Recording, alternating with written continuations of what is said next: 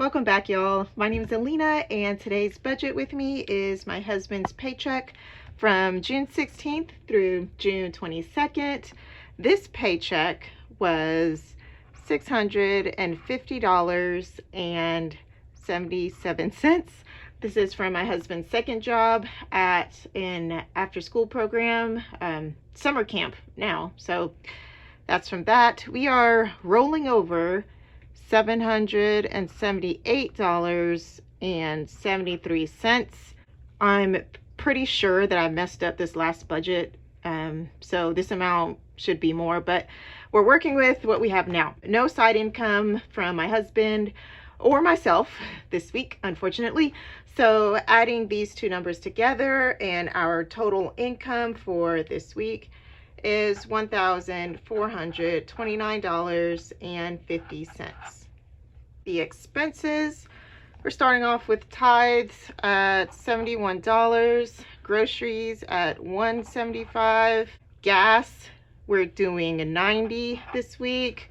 Gas is like $3.29 a gallon here in the Nashville area, which I get. You know, it's summer, people travel, and they bump up the prices, so we're just bumping this up to account for that.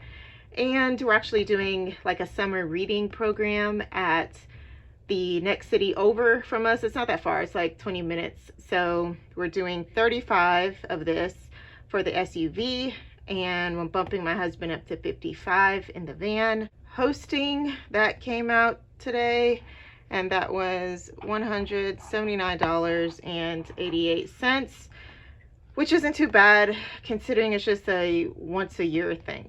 All right, so emergency fund, rebuild, that's what that says. So the van, which I usually don't drive as much, had a light on, and it meant low oil pressure. And I didn't realize the van was overdue for an oil change. I feel like we did all that recently, but my husband drives that van a lot. He's on the interstate, driving to work and all. So I got to Googling, as we all do, and I read about how low oil could risk like metal on metal and engine damage and all this stuff. And, I don't want to have to invest in another car right now. I want to keep this car as long as we can. So I was like, we need to get this taken care of, ASAP. So we just took the money out of the emergency fund, and it was $83.01. So we need to put that money back into the emergency fund so it's built back up to the $1,000. We're following the Dave Ramsey baby steps. So if you have to use the emergency fund, you just build it back up to $1,000, and you just keep it at that. Everything else on top of that goes towards debt. Now, this was the price of just an oil change, which is really high. The place that we normally go to is like 60 something, but we didn't have time. Or I didn't want to wait to get an appointment, all that stuff. So this was a situation where I can definitely see the benefits of having a car maintenance fund or some sort of sinking fund to account for all that. And we tried doing all that a couple years ago, and we just decided we're just going to use the emergency fund for car stuff when it's major, and we just kind of cash flow the small stuff, which this normally would have been cash flowed, but I just wanted to do it now. All right, so July rent, we are setting aside $700. Hopefully we can get the rest before the next paycheck. We technically have 2 more paychecks before rent is due on the 1st of July. Our rent fees and all is $1,677.95. So this is less than halfway, but hopefully we'll get there. This is just to kind of help us out so it's not such a big hit.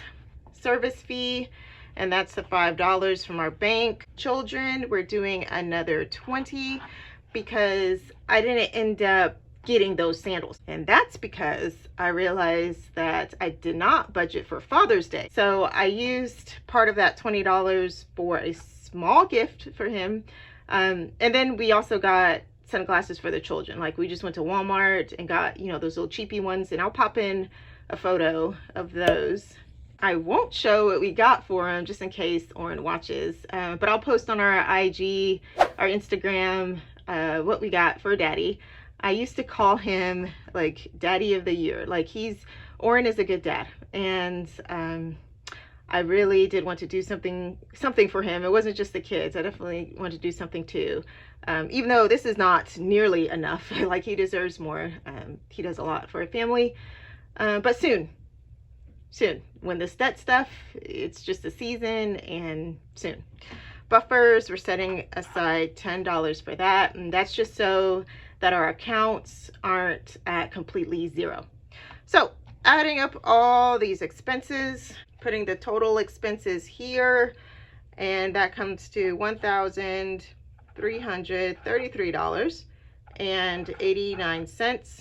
But we do a zero-based budget, so we want the income minus the expenses to equal zero.